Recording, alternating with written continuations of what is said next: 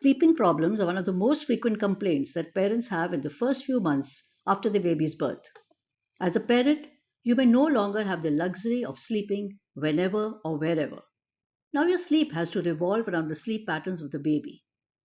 As regards the sleep patterns, well, no size fits all, which means that every baby has their own set of needs and requirements. Some babies may keep sleeping the whole day, only waking up to feed. Some may sleep continuously for 3 to 4 hours right from the start, whereas others may just sleep 15 to 20 minutes and wake up fully refreshed and energized. Even two siblings of the same family may show totally different sleep patterns as babies. In the first few months of life, babies have no concept of day or night and mostly sleep during the day and keep awake at night. These sleep patterns are built into the baby's system, and there's not much you can do about it except give time for the regular sleep pattern of the older baby to get established.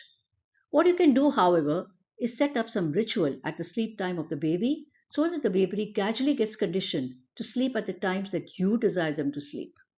It still won't be perfect, but you would have definitely added some regularity to the irregularity. Hi, this is Dr. Kiran Sodi, and today I'll be discussing with you some ideas and tricks to help in establishing regular sleep patterns so that both you and your baby are comfortable. I request you to please subscribe to my channel Peter Talks and like and share this video so that I can reach out to more people. A little knowledge about the physiology of their sleep patterns goes a long way in understanding why babies have such erratic sleep schedules. Newborns typically sleep in short frequent cycles, often for 2 to 4 hours at a time. They may sleep up to 16 to 18 hours a day, but this sleep is often fragmented into short periods. These short and frequent sleep cycles take place as the babies have very small tummies and, being in a period of rapid growth in the first year of life, feel hungry every 2 to 3 hours and need to be fed. However, as the babies grow, their tummy capacity too increases, and by the time they're 2 months or so, they may start taking longer naps, with many of them sleeping for 5 to 6 hours at a stretch at night time, giving a lot of relief to their mothers. Babies tend to have the day and nights mixed up in the first few months of life. Probably when they were in your womb, they slept during the day when you were moving around, giving them a comforting rocking motion. But at night time, when you slept and all was quiet, they indulged in full on activity. They probably continue with the same rhythm after birth too. So, of course, you can't do much about the frequent hunger pangs that nature has designed for your baby, as we cannot overfeed the baby in order for them to sleep more. But you could do a couple of things around the time that you would like to establish as your baby's bedtime and daytime nap, so as to remove the day night confusion that almost all babies have. Even if a routine has been set around only these two timings, things will be so much more comfortable. Now, the right timing.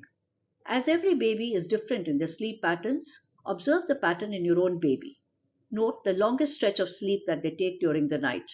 This would be the period around which you would build up your baby's bedtime routine.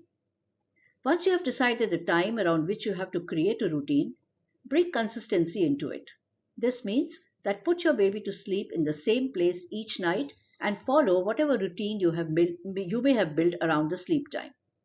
Avoid letting them fall asleep in strollers or car seats so as not to disrupt their sleep routine. Create the right atmosphere for sleep. This may include keeping noise levels low, dimming the lights, comfortable room temperature, maybe a warm bath, some soothing lullaby, music, reading a book, rocking the baby, patting the back or head, etc.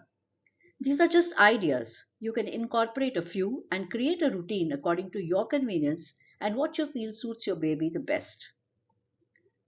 Around the sleep time, the baby may start feeling drowsy and is partially awake while in your lap. It is a good idea to put the baby in bed in this partially awake state. Initially, the baby may whimper, but in the long run, it benefits the baby and you as the baby learns to fall asleep independently. The daytime naps should be purposely kept shorter than the nighttime sleep so that the baby differentiates between the two and gradually gets conditioned to sleeping longer at night. Similarly, you needn't keep the rooms very dark during daytime or aim at a very noise-free environment. This also helps in removing the day-night confusion which babies have. Remember what I said in the beginning? All babies are different, and the same methods may not work exactly for all. So be prepared to adjust as per your baby and the individual requirement of your home. Also remember, initially in the first week or so, you may have to spend a considerable amount of time around these sleep rituals. But gradually, the message goes to the baby that it's time to sleep, and they miraculously may take just a few minutes to fall asleep. Now, how do we manage the baby's nighttime awakenings? If your baby wakes up in the middle of the night, don't pick them up immediately. Instead, try comforting them back to sleep by gently rocking the crib, patting, or rubbing their backs or forehead gently. This helps in development of self-soothing skills in the baby. However, don't prolong the self-soothing if the baby continues to cry. Instead, respond promptly to the crying baby who needs comfort and reassurance from you, and these prompt responses help in building trust and security in their lives. We have talked so much about managing sleep in the baby, but what about the mom?